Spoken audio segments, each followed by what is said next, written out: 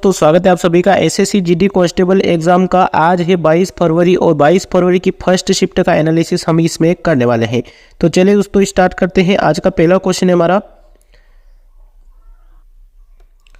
पंडित रविशंकर जी का संबंध किससे था? तो इनका था सितार से।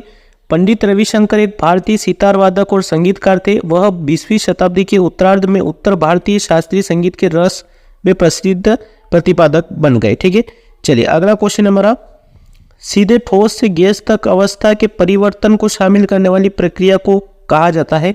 किसको कहा जाता है? ऊर्ध्वपातन। ठोस से गैस परिवर्तन, ठोस से गैस परिवर्तन को ऊर्ध्वपातन कहा जाता है, जबकि व्युत्क्रम प्रक्रिया को निक्षेप कहा जाता है।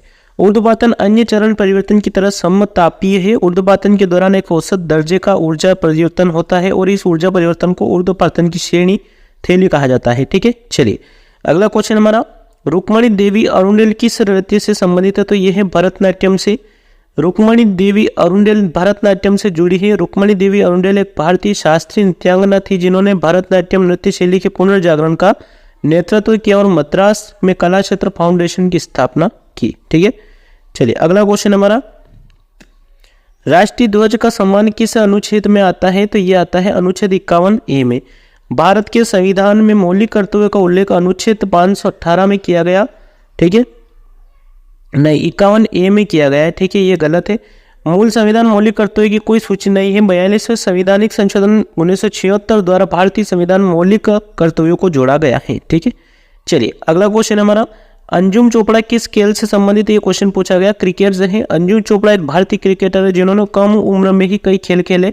अंजुम ने एथलेटिक्स, बास्केटबॉल और तैराकी में अपने स्कूल और कॉलेज का कई बार प्रतिनिधित्व किया। ठीक है, चलिए अगला क्वेश्चन हमारा, कथक क्या है? तो एक भारतीय शास्त्रीय नृत्य है। कथक भारतीय शास्त्रीय नृत्य के 8 प्रमुख रूपों में से एक है और यह उत्तर प्रदेश का शास्त्रीय नृत्य रूप है। ठीक है, चलिए नेक्स्ट क्वेश्चन हमारा, फुटबॉल टीम में कितने खिलाड़ी होते हैं? तो ये होते हैं 11। एक फुटबॉल टीम में 11 खिलाड़ी होते हैं। क्रिकेट और हॉकी टीमों में भी खिलाड़ियों की संख्या समान होती है। ठीक है, चलिए अगला क्वेश्चन हमारा, साइमन कमीशन भारत कब आया था? 1928 में। ब्रिटिश सरकार ने वर्ष 1927 में भारत सरकार अधिनियम 1919 की समीक्षा के लिए साइमन कमीशन की नियुक्ति की और 1928 में साइमन कमीशन भारत आया था। ठीक है, चलिए अगला क्वेश्चन हमारा, राधा श्रीधर किस नृत्य से संबंधित है? तो ये है भरतनाट्यम से। ठीक है, राधा श्रीधर को भरतनाट्यम में उनके योगदान के लिए वर्ष 2018 का संगीत नाटक अकादमी पुरस्कार मिला और भरतनाट्यम को दासी अट्टम के नाम से भी जाना जाता है। चलिए अगला क्वेश्चन हमारा, महाराष्ट्र सरकार का पहला उद्योग रत्न पुरस्कार किसे दिया गया? रतन टाटा जी को दिया गया। महाराष्ट्र सरकार इस साल टाटा समूह के अध्यक्ष रतन टाटा को पहले प्रतिनिधित्व महाराष्ट्र उद्योग रत्न पुरस्कार से सम्मानित करेगी। राज्य उद्योग मंत्री उदय सामंत ने राज्य विधानसभा में घोषणा की है इस बात की। ठीक है, चलिए अगला क्वेश्चन हमारा, हड़प्पा किस नदी के तट पर स्थित था?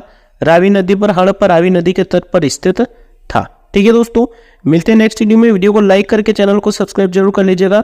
सेकंड शिफ्ट का एनालिसिस जल्द लेकर आने वाले हैं आपके सामने। Thank you, all the best.